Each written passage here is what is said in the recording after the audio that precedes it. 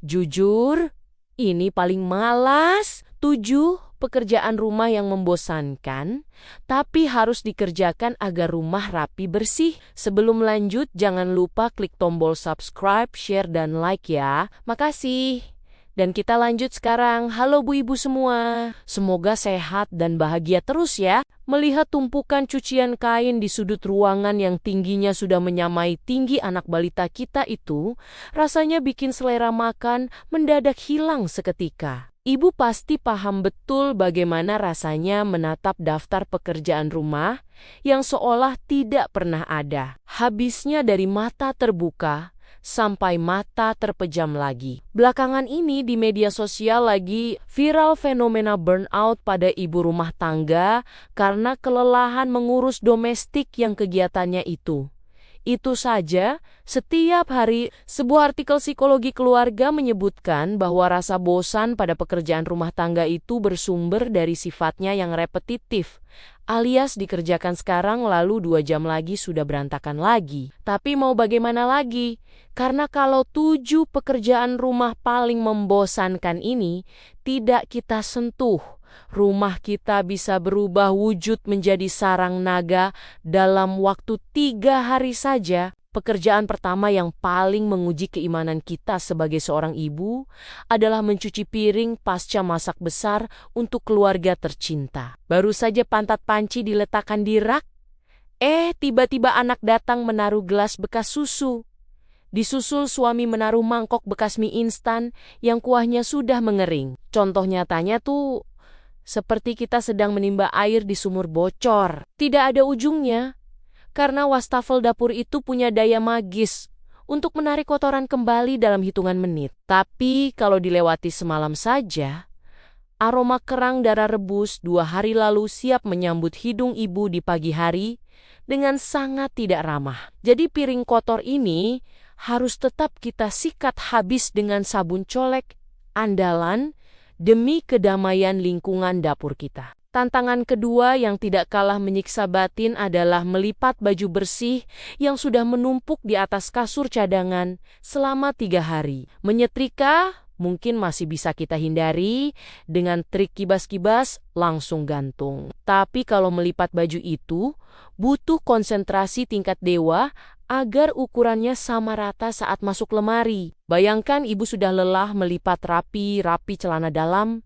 dan kaos dalam. Lalu 5 menit kemudian, anak terkecil mengobrak-abrik tumpukan itu hanya untuk mencari kaos kaki gambar beruang. Rasanya tensi darah langsung melonjak ke ubun-ubun. Tapi kita harus tetap sabar dan menyusunnya kembali daripada baju-baju itu kusut dan terlihat seperti kain pel. Pekerjaan ketiga yang menguras emosi adalah membersihkan saringan bak cuci piring dari sisa-sisa makanan yang sudah mulai melembek dan berlendir. Ini adalah momen paling horor karena kita harus menyentuh potongan sayur layu, butiran nasi yang membengkak, dan sisa lemak ayam dengan tangan telanjang kalau sarung tangan karet kita bolong. Ibu pasti sering menahan napas sampai muka memerah hanya untuk membuang sumbatan itu ke tempat sampah agar air wastafel bisa mengalir lancar lagi. Kalau tugas menjijikan ini ditunda, bersiaplah menghadapi banjir bandang skala kecil di lantai dapur yang bisa bikin kita terpeleset saat sedang memegang wajan panas. Hal membosankan keempat yang wajib dikerjakan adalah mengelap debu di sela-sela pajangan ruang tamu atau rak TV yang ukurannya kecil-kecil. Kegiatan ini sungguh tidak menghasilkan kepuasan instan. Karena baru saja dilap bersih, 5 menit kemudian, debu dari jalan raya sudah hinggap lagi dengan santainya. Contoh nyatanya saat kita membersihkan piala plastik anak, atau bingkai foto pernikahan zaman dulu, rasanya waktu kita terbuang sia-sia hanya untuk mengurusi partikel mikro yang tidak kelihatan ini. Namun kalau dibiarkan, tumpukan debu itu akan membuat rumah kita terlihat seperti rumah hantu di pasar malam yang sangat tidak estetik untuk dipandang. Pekerjaan kelima yang membuat punggung rasanya mau copot adalah menyikat sela-sela keramik kamar mandi yang sudah berubah warna menjadi kecoklatan. Ibu harus rela jongkok dengan posisi yang tidak ergonomis sambil menggosok lantai pakai sikat gigi bekas sampai busa pembersihnya mengenai mata. Sungguh sebuah pemandangan yang tidak ada anggun-anggunnya sama sekali bagi seorang wanita yang sejatinya